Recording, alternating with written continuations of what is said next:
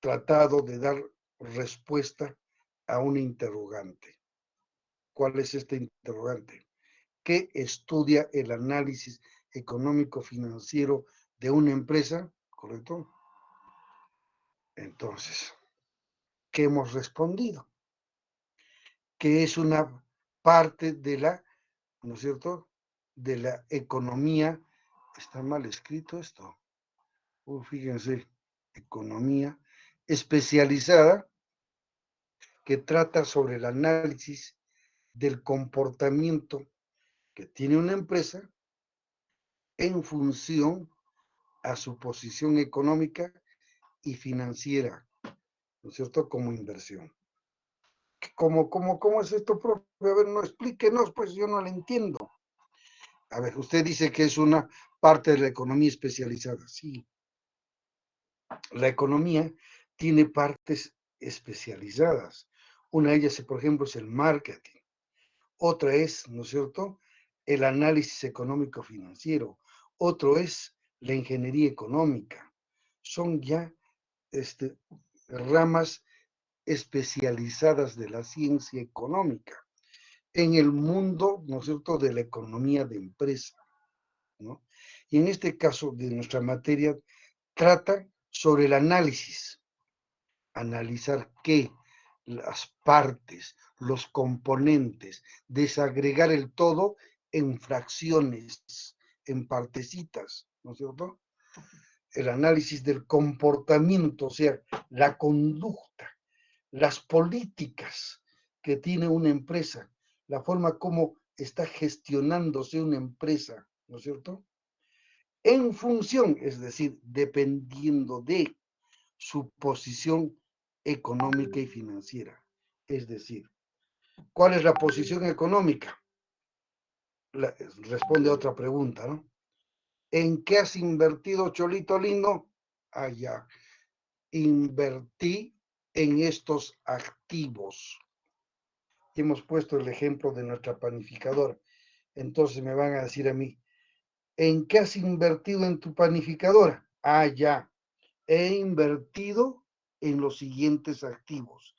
Activos a corto plazo, es decir, hasta un año, ¿no es cierto? He comprado materia prima, harina de trigo, porque el pan tiene como materia prima la harina de trigo. He comprado levaduras, he comprado los demás ingredientes, cloruro de sodio, etcétera, etcétera. ¿Correcto? Correcto. Y luego he invertido en activos no corrientes, ¿no? Y los activos no corrientes pueden darse en dos clases. En activo no corriente, ¿no es cierto?, especulativo, y en activo no corriente, ¿no es cierto?, que genera ingresos por ventas. A ver, el no especulativo, ¿puedo comprar como empresa acciones de otra empresa? Sí, señor, voy a comprar acciones de otra empresa porque es pues mi patita del alma, mi waiki, mi parcero, mi chochera, mi amiguito, pues sí. O estoy enamorado pues de mi amiga que tiene su empresa y ha emitido pues bonos o ha emitido, digamos, acciones, qué sé yo he comprado a nombre de la empresa, para luego yo vender esas acciones en la fecha en que se tiene que, ¿no es cierto?, redimir, o sea, se vence la obligación y me tienen que compensar, me tienen que devolver lo que he invertido en ese título o valor, más los intereses. Ok. Y luego, ¿qué más, señor? He invertido pues en activo fijo, activo no corriente, pero fijo, como su nombre lo indica, fijo. Es decir, que va a participar en varios procesos productivos. A ver, verbi gratia, es un latinismo, ¿no?, que significa por ejemplo. Ya, verbi gratia. Invertí en, ¿no es cierto?, en las, digamos, las tamizadoras. Invertí en las mezcladoras. Invertí en la cámara de fermentación. Invertí ¿no es cierto?, en la troqueladora, en la extrusora y troqueladora. Invertí, ¿no es cierto?, en la faja de Sinfín. Invertí en un elevador de cangilones. Invertí en un horno de cochura. Todo ese es el proceso, ¿no es cierto? Las máquinas que se requiere, señor, para fabricar pan. Sí, señor, en eso he invertido. ¿Eso qué cosa es para ti, Cholito lindo? Activo fijo. ¿Ok? Muy bien. Y entonces, si has invertido en ese activo fijo, tú tienes que demostrarme que esa inversión que has hecho es rentable. Porque si me demuestras que no es rentable, entonces has hecho un pésimo negocio, papá. Así nos dicen los jóvenes. Estoy hablando con el lenguaje de los jóvenes, ¿no? Sí, pues, entonces ahí vienen las rentabilidades. Ok, pero viene pues la contrapartida. Muy bien, has invertido excelente, has invertido en materia prima, has invertido en maquinarias, etcétera. La otra preguntita es, ¿y con qué dinerito lo hiciste? ¿De dónde sacaste la platita? Ah, bueno, ahí viene pues, ¿no es cierto?, la posición financiera. Ajá, ¿saben de dónde se sacó el dinerito? Primero lugar, se obtuvo la fuente de financiamiento del propietario, del dueño de la empresa, o de los propietarios o dueños de la empresa. Ellos son los que han puesto la platita, sí, señor.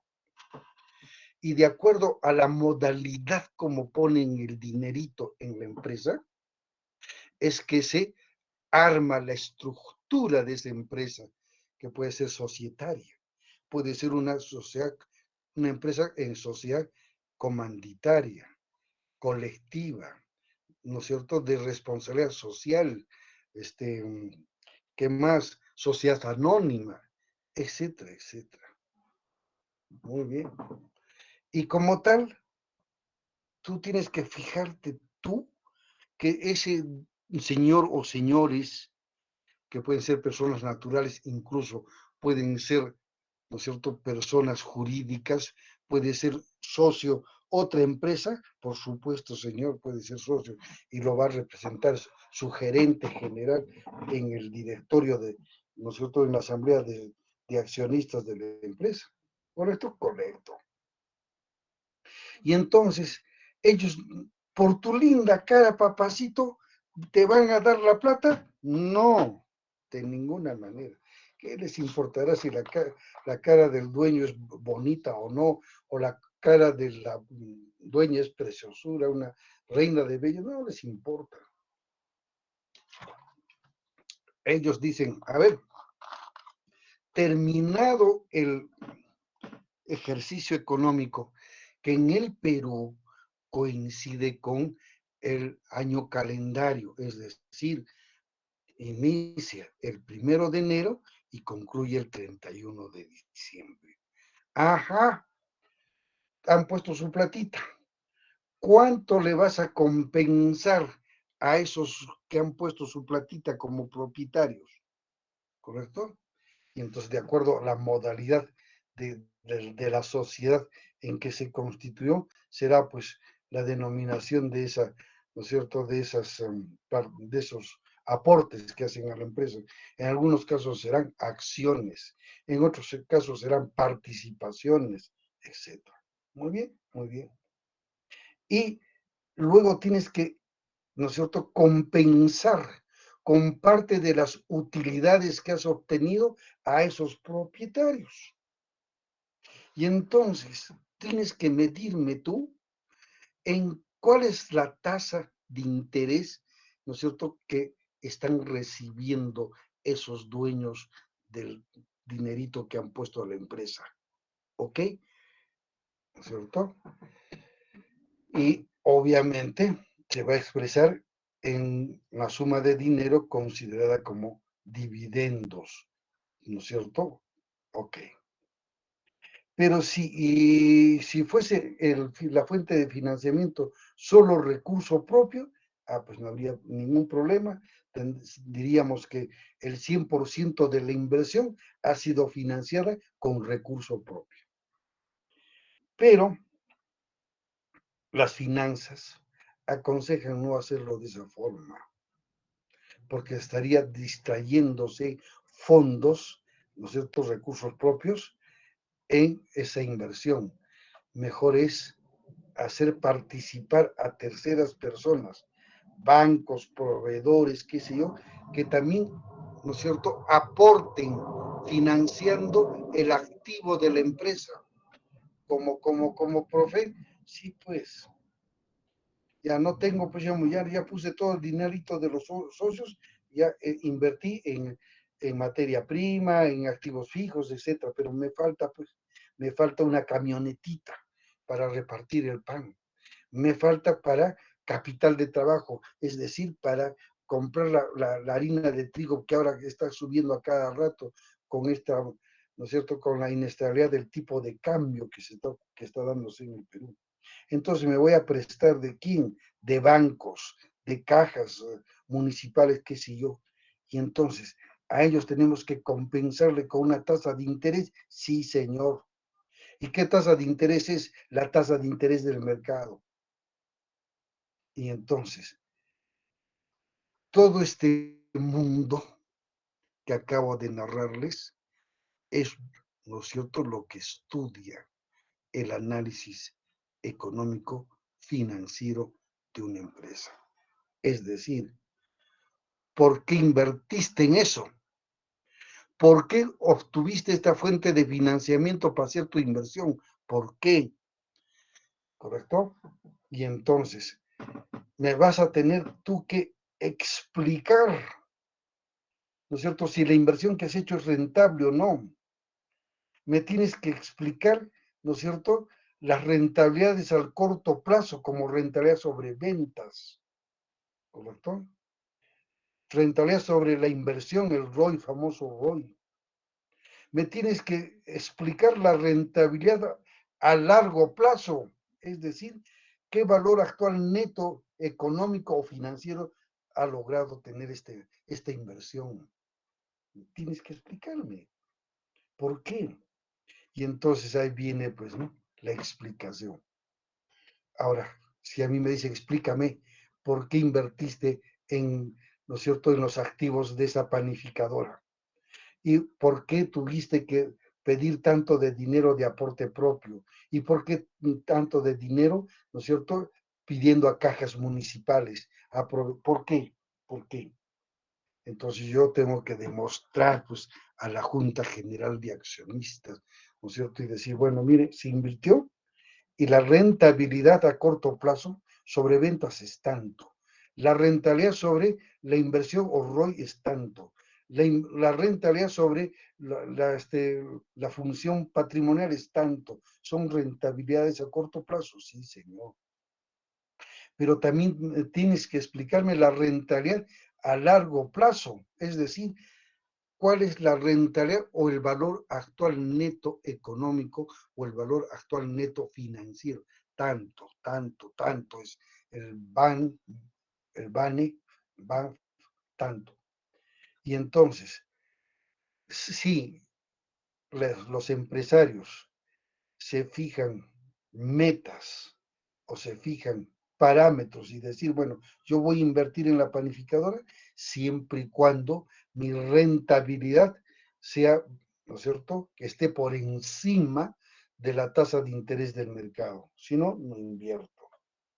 Es más, no solo eso, sino también me tienes que considerar el riesgo que se corre al invertir en la panificadora. ¿Correcto? Y entonces tú no me vas a presentar la evaluación, la tasa de retorno exclusivamente, ¿no es cierto?, con, digamos, la tasa de interés mercado, sino con el riesgo que yo corro como accionista al poner mi platita en la empresa. Por consiguiente, yo voy a estar contento cuando tú me digas, ¿no es cierto?, que has evaluado, no con la tasa de interés del mercado, sino ni tampoco con la tasa que nos da el costo de oportunidad del capital, el COCO, sino con la tasa mínima atractiva de rendimiento la tasa mínima atractiva de rendimiento, ¿correcto? Es decir, con eso recién estaría satisfecho. De eso trata esta materia.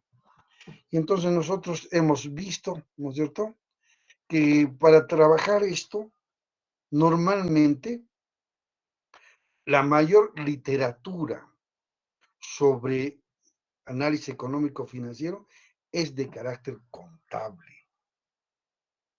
Y trabajan a través de razones o coeficientes, diríamos así, como por ejemplo de liquidez, solvencia, endeudamiento, solidez y estabilidad, rentabilidad, rotación, apalancamiento financiero, etcétera, etcétera. Y entonces, sin embargo, los contadores no nos han podido explicar, ¿no es cierto?, a satisfacción, por ejemplo, los ratios sobre rotación de cuentas por cobrar. ¿Por qué aparece en la contabilidad de la empresa cuentas por cobrar? ¿A qué santo y a qué vela? ¿Quién les ha dicho que pongan ese rubro, cuentas por cobrar? ¿Quién? Ah, nadie, pues, sino fue el comportamiento del mercado. Es decir, lo que está ocurriendo con las leyes económicas de la oferta y la demanda, que son leyes económicas que nosotros podemos controlar. No, señor, no podemos controlar porque está fuera del entorno interno de la empresa, está en el entorno externo de la empresa, ¿correcto? Y además, allí afuera, en ese entorno externo, tenemos competidores. Y no solo eso, sino que tenemos incluso el entorno externo general, es decir, cómo está siendo gestionado, manejado, qué cosa, el modelo económico del país. Y el modelo económico es pues lo que nosotros hemos estudiado en macroeconomía. Oferta global igual demanda global. PBI igual, ¿no es cierto?, consumo más inversión, más consumo público, ¿no es cierto?, más exportaciones menos importaciones, y los analistas le agregan una variable que es el ingreso público. Entonces, allí aparecen las políticas económicas monetarias, fiscales, comerciales, y cada una de ellas tiene sus parámetros, sus variables paramétricas. Sí, pues señor, a ver, un ejemplo, profe, un ejemplo, ¿no? Ya, pues, tenemos la industria de panificación. Correcto, correcto. ¿Por qué antes de que suba al poder este sombrerito, compramos con un sol, ¿no es cierto?, 5 panes? Luego sube el sombrerito y compramos 4 panes. Sigue el sombrerito haciendo una serie de tricuñuelas ahí en su mandato, y aparece el pancito, ¿no es cierto?, por 3 pancitos por un sol. ¿Por qué? Ah, usted lo odia, usted no lo pasa. No, no, no, yo no lo odio ni lo paso. No, yo, estas cuestiones políticas he decidido no hacer comentario porque ya me han querido denunciar el semestre pasado. Muy bien, sencillo, pues. Este señor subió al poder con un mensaje. ¿Cuál fue el mensaje? No más con el modelo, dice, económico neoliberal. Así. Los ignorantes nomás hablan del modelo económico neoliberal. No, esa es una ignorancia la más bárbara. No existe modelo económico neoliberal. Lo que ocurre es que son políticas económicas que están sesgadas a un determinado sector de la población y va en contra del otro sector o varios sectores de la población, ¿no?, perjudicándolos. Eso sí es otra cosa. Y entonces, entró digamos, discurso, ya para ser sintético en todo lo que ha manifestado este señor, aunque no es señor para mí, ¿no? Este tipo. Y, bueno, los inversionistas, ¿no? Especulativos, porque hay dos clases de inversión. La inversión productiva que genera riqueza como una industria de panificación produce pan y la inversión, ¿no es cierto?, especulativa, las que tiran su dinero para obtener renta, no para generar bienes, no para generar riqueza. Entonces teníamos que más o menos más de 30 y tantos mil millones de dólares que venían del extranjero, a los cuales se lo conocía con el nombre de dólar golondrino. Y entonces, ¿por qué dólar golondrino? Porque van migrando. Si en un país la tasa de interés les es redituable, se van todos esos fondos, se van a ese país.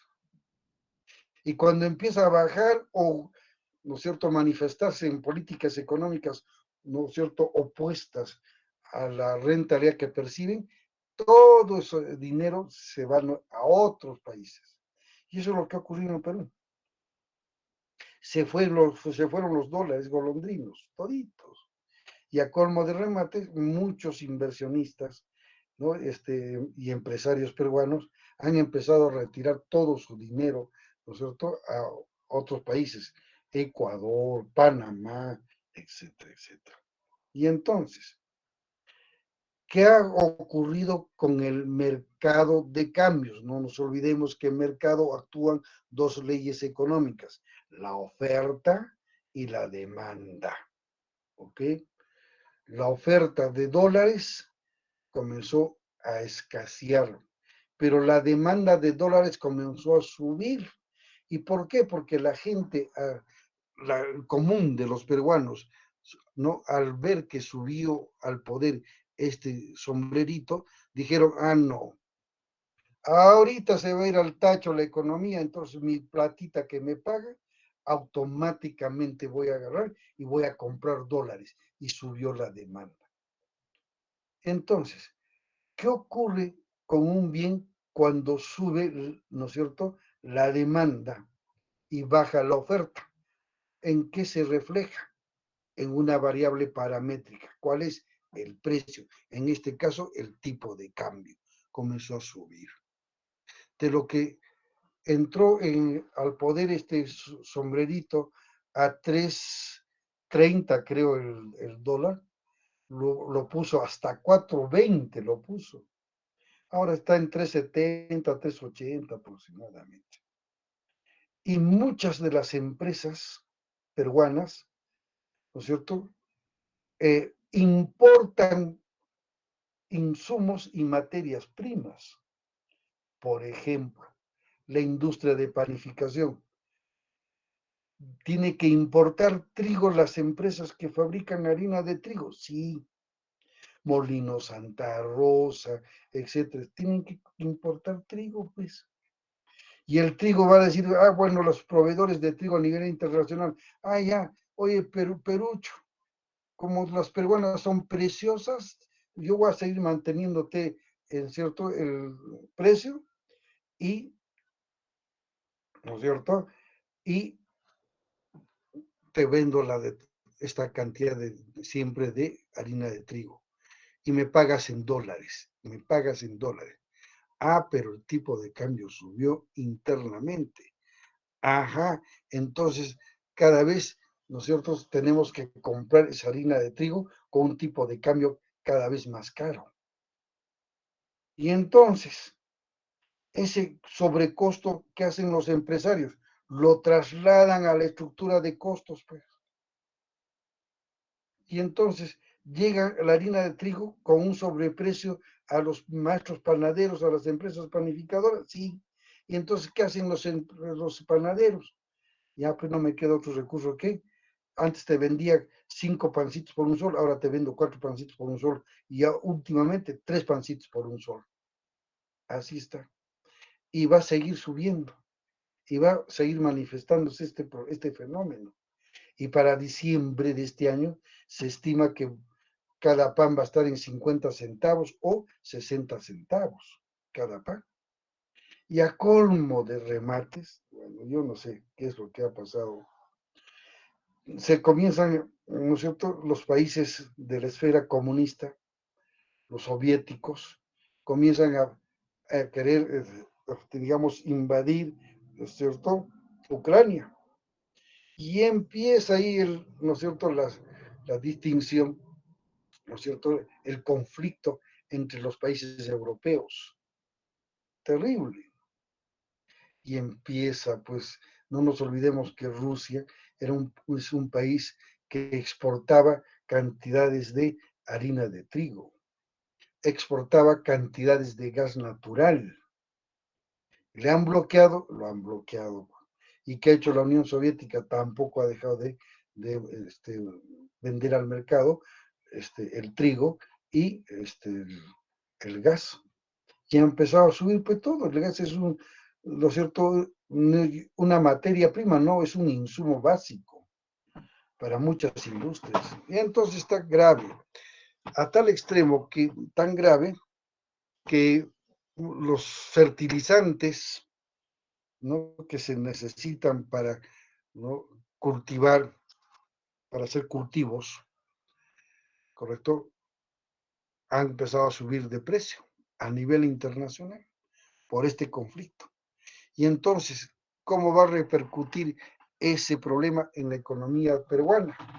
Los agricultores están viendo de que los fertilizantes, los productos, digamos, similares al abono, etcétera, están subiendo de precio. La uria, por ejemplo, ¿no es cierto? De lo que estaba en 120 soles el quintal, creo que está en 180 y creo que está en 240, 250. Y entonces han dicho, pues ya, si antes cultivabas 10 hectáreas, ahora voy a cultivar 5 hectáreas. Es decir, va a disminuir sustancialmente los productos de origen agrícola. ¿Correcto? Y entonces, el precio, si la oferta disminuye, pero la demanda sigue presionando, ¿qué va a pasar con el precio?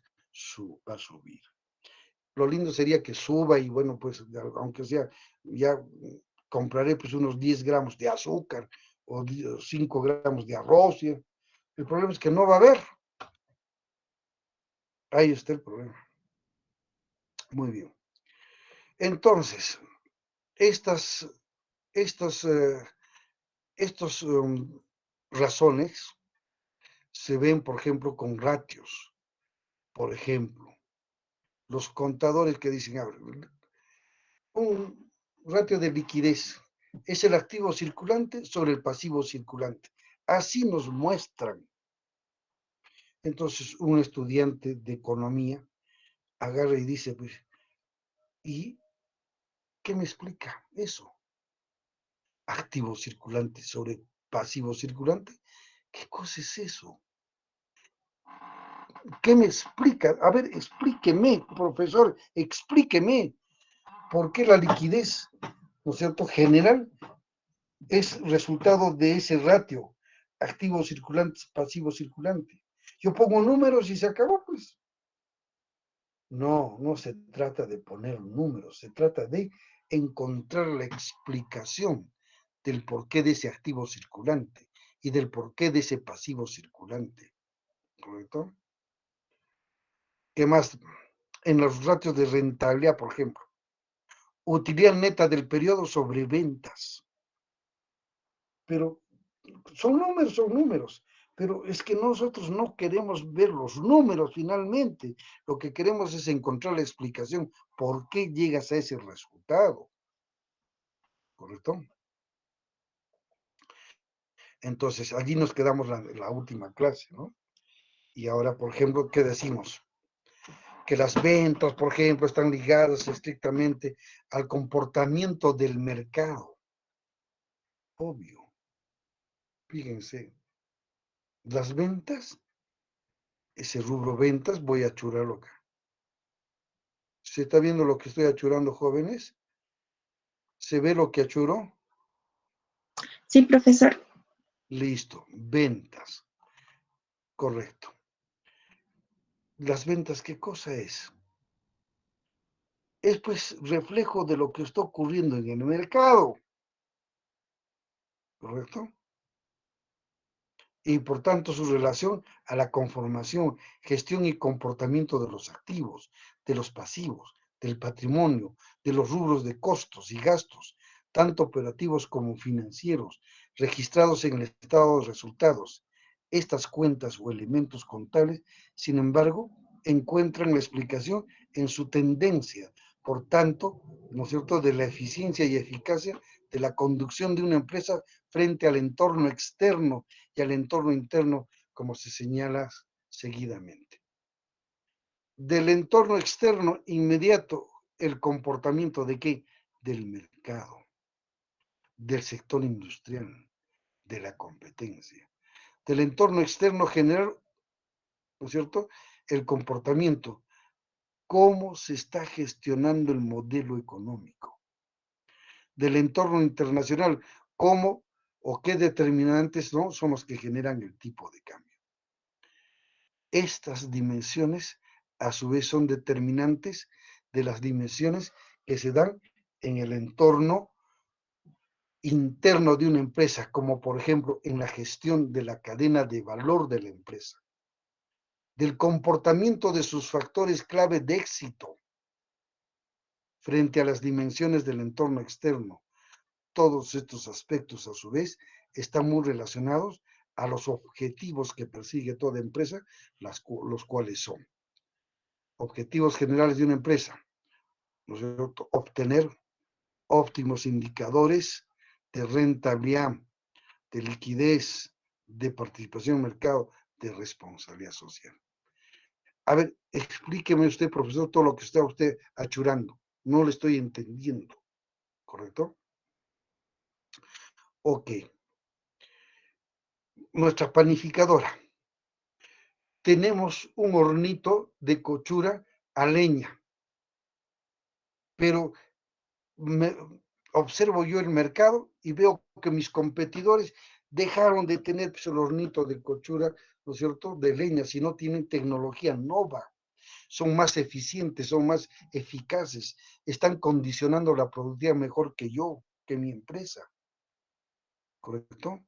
Y entonces, para poder pelear en el mercado, tengo que yo antes haber analizado mi empresa y decir, ¿cuáles son mis factores clave de éxito? ¿Dónde están mis factores clave de éxito? Primer factor clave de éxito. Han estudiado ustedes, ¿no es cierto?, en microeconomía la función de producción. ¿Cuáles son los factores básicos de la producción? Dicen NLK, N, materia prima, obvio. Si yo tengo una harina de trigo de pésima calidad, por más las mejores máquinas que tenga o los mejores machos panificadores que tenga, el pan va a salir pésimo. Segundo, L, trabajo. Tengo que tener pues maestros con experiencia, maestros panaderos con experiencia, que condicionen la productividad. Y finalmente, K, factor capital. Ese factor capital es, ¿no es cierto?, condicionante de la productividad. La productividad lo determina el recurso humano, no la máquina. Entonces, son condicionantes. Ah, pues tu hornito a leña, pues cholito lindo. No está, ¿no es cierto?, respondiendo a la exigencia del mercado. El mercado quiere un pan, ¿no?, en buenas cantidades y crocantes, y etcétera, etcétera.